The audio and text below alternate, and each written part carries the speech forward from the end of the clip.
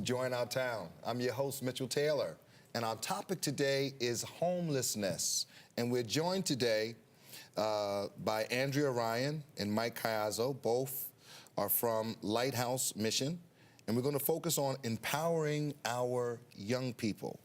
And we have a lot of ground to cover and a short time to cover it. So I want to get right into the questions, but thank you both for being here on today. Do you think people realize the number of homeless children that we have today? I don't think so. I think that a lot of people are shielded from it in our culture, and especially here in New York and on Long Island. I think we think everybody's kind of on the same pattern, and I think a lot of children don't realize who's sitting next to them in school either, who is probably in that situation either. I think, like I said, I think that we're very shielded from what's really out there. How big is the homeless problem in New York? I mean, try to paint a picture for our viewers and tell us, how big is the homeless problem? How can we look at it if we were to compare something, I mean, on a scale from 1 to 10, I don't know. I think it's bigger than we realize, you know, and even the numbers, you know, the county, you know, there's homeless coalitions and things that keep numbers, you know, and they say on Long Island there's close to 3,000 kind of recorded homeless people between shelters and things like that. But you also have all the, you know, you can't record all the guys. A large part of the homeless population, especially out in Long Island, there's still a decent amount of pockets of woods, you know, and they'll set up whole communities in the woods, or, you know, in rural areas? Yeah, on Long Island, yep. Wow. So, you know, again, there's still a decent amount of areas where you have shopping centers and things like that, but then there might be a patch of a few acres of woods, and you stroll back there, you might find one person, and you might find a whole community, and that's kind of how they thrive. So I don't really know if those numbers are counted in the statistics. So today's focus, is young people, and you know, so how does a young person become homeless? I mean, that's almost like you would think impossible, but how does a young person become homeless? Well, there's again, varying reasons, you know. If you're family, you know, say, again, you see a lot of mom and dad loses a job, you know, and they have kids, and they're out on the street or put into a shelter, you know, permanent housing, which is considered homelessness as well. And a big issue a lot of times with teenagers per se is if you have a lot of childhood trauma or abuse, sexual abuse, verbal abuse, maybe just simply a rebellious kind of teenager. He doesn't get along at home, and it's you know, they think it's better fit for them to just leave, you know, the whole I'm leaving type of attitude, you know, and so you have a different degree of things. But don't we have programs in place to deal with these issues for young people? Or? Yeah, I mean, there's so much out there for them. You know, there's youth centers, you know, churches, organizations. There's plenty of programs that do help, you know, to encourage young people to not go that route. But I think the bottom line comes down to the family, is that when there's a breakdown in the family structure, and then that just causes a domino effect with the children, and then it ends up sometimes becoming generational. So then those children, their children, just kind of follow that pattern, if you will. I got you. And Mike, you kind of alluded to the fact that some young people become homeless because of a family destabilization, loss of income, loss of housing, and so that displaces a child. Yeah, and that's where you get the homeless shelters. You know, that's where they come in. We actually deal a lot. There's a homeless shelter right in our town. You know, it's literally 2 miles from where our mission is. We actually pick kids up there all throughout the week to bring to our programs. And most of those families are, you know, they're just transitional for whatever reason. They don't, whether the housing isn't available for them yet, or they're just going through transition. You know, we recently were dealing with a family who there were some issues at home with the father, and they had to immediately leave the family. The kids were in danger, and so they landed in the shelter. You know, so. Now, you know, do you find that, you know, there's a lot of runaways, you know, that make up the homeless population as well? I know you alluded to that a little bit, that sometimes, you know, kids leave home, they bolt because of whatever. Yeah, you know, I think it's becoming more and more. Okay. To be honest with you, I haven't really dealt with a ton of those myself, but I think just as our society is becoming more and more godless, really. And as Andrea alluded to, is the demise of the family is really the root of our whole society's problems. There's, if you went 50 years ago, you had a mom and a dad and the kids, and even if their family wasn't perfect, it was still some sense of order. So are you saying that homelessness is impacted by the demise of the family? I think there's not an issue in our culture that's not affected by the demise of the family. Okay. What are signs someone in the community can watch for? And what can they do to help, like a homeless child, if they identify it? What are some of the signs they can watch for? And what could they do if they identify a homeless child?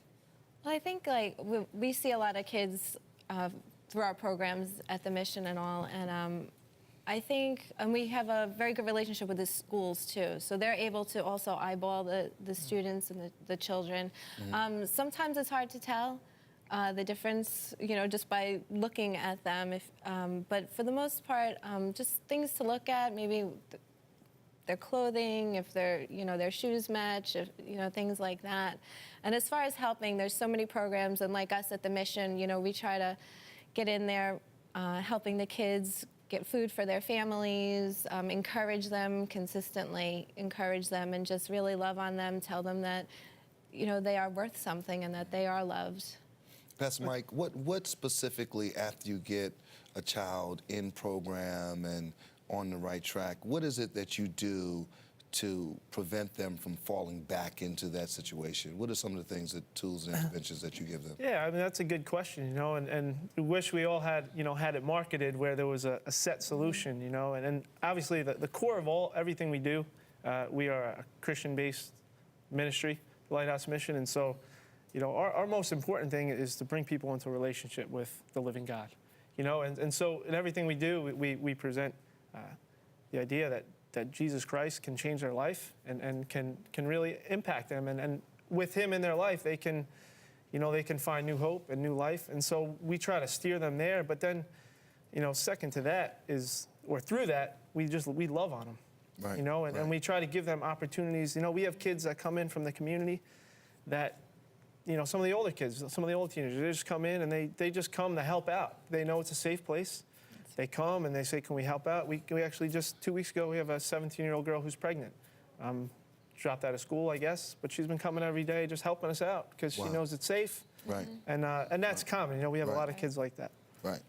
How do we teach them the importance of school, higher education, and when they have so much to deal with, how do we get them past what they're dealing with to focus on school now?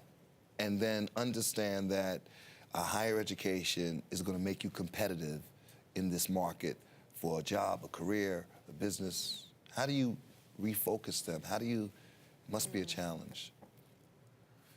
Yeah, I think, again, it's, a lot of it too is what they're used to, and so if their parents dropped out of school, it's a vicious cycle thing. And so you're really fighting against a lot of issues, a lot of negative baggage in their lives, a lot of negative reinforcement. And so you got to try to, what I typically try to do is sort of paint the picture.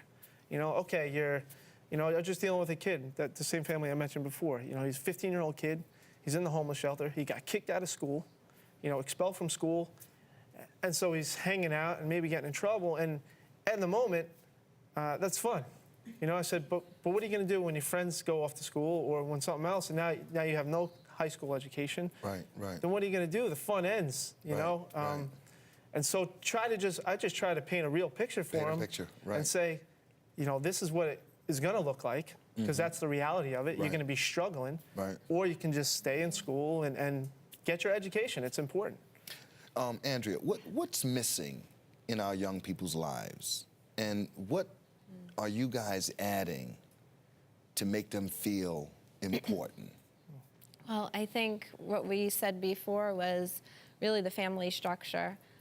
We deal with a lot of children at the mission in our programs who are either living with grandparents or dad's in jail or mom's not around or being raised by an older sibling or in foster care, whatever the situation is that I think that's the bottom line, is that what leads to this situation. And as far as what we do to instill the hope for the kids is really, like what Mike was saying, was just loving on them and showing them that there is another way to life than what they're used to. We have a lot of volunteers who just love the children and they want to be part of their lives. So we have a mentoring program too after school. That's a great segue. Tell us about Lighthouse Mission and tell us about the programs and tell us about, so you're starting to do that now. So I just wanted to just egg you on to do that, yeah. Well, just for the youth program specifically, we have one mentoring problem that actually Mike heads up that he does after school, so he'd be better. Yeah, we have that. an array, and just to, Lighthouse Mission again is, our core is that we're a feeding ministry, we're a mobile food pantry. Right. And so. Awesome work. Yeah, and it's amazing, we're feeding thousands of people a week and things like that. And this, to be honest with you, we're in a new building as of the last 2 years, and we're really still setting the groundwork in our youth programs. Really, the only one that's been around a while is we have a Saturday program, which Andrea heads up.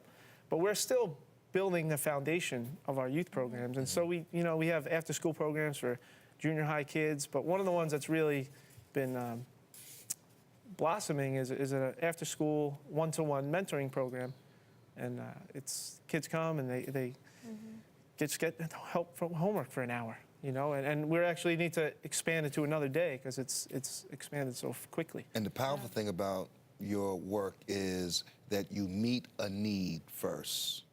Yeah. Folks are hungry, and you can identify other issues that are congruent with that situation. So we got about a minute left, but your mission is to help the homeless overcome poverty. How are you addressing the poverty issue? And secondly, how can someone not affiliated with Lighthouse help you guys? Are there volunteer opportunities, in that way? Can they come and volunteer? I'm sure the website will be up and whatnot, but tell a little bit about that. Well, as far as volunteering, really, we have outreaches during the week every day, and we always need help with handing food out. So right there, our website has all the updated information. You can just show up to help. And the first question was, how are you guys kind of attacking poverty? I mean, I know through the distribution of food, and we're going to get about 30 seconds left, but how do you comprehensively tie it into some of the other things? Yeah, again, we're just, our doors are open, and I would say we're addressing it by giving people an opportunity to get out of their situation and come down, whether it's helping out, volunteering, like I mentioned, these kids that come down, or giving them food and the things they need to get themselves out of poverty, and really to try to transform the community. Excellent. From the bottom up, from little kids up. Excellent. Well, listen, you guys are doing amazing work. Thank you for what you're doing, and thank you for being here on the show. And yeah, thanks for having us. We appreciate it. And thank you for watching Join Our Town. See you next time. This program has been sponsored by the Trinity Broadcasting Network and is made possible by your telethon dollars. Your continual support can keep Joy in Our Town coming to your home every week. Write to Joy in Our Town, Post Office Box A, Santa Ana, California, 92711.